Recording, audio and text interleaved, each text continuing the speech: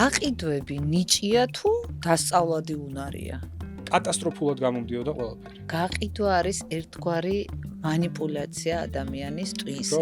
თავიანთი შემოსავლის გამო შემდეგ უკვე манипуლირებენ ადამიანებს. იყიდება ჩვენი ემოცია. ჩემი აზრით გაყიდვები პროფესია არც არის, გაყიდვები არის უნარი. კაი გაყიდვები არის ის, ვინც ცუდ პროდუქტსაც გაყიდის. ეგეთი ადამიანი არის კარგი მატყუარა. ყველაზე დიდი შეცდომა გაყიდვაში რა არის? მეორე თქვენგან კი არა, აღარავისგან აღარ იყიდეს იგივე პროდუქტს. გაყიდვები მოიაზრებოდეს, აღიქმებოდეს ცოტა აგრესორათაც.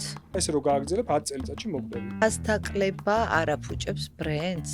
ერთადერთი რითიც შეგიძლია მოიპოვო შენი მომხმარებლების გული არის ფასი. ვიღაცა მინდა რომ კონკრეტულად გადამაწყვეტინოს რაღაცა.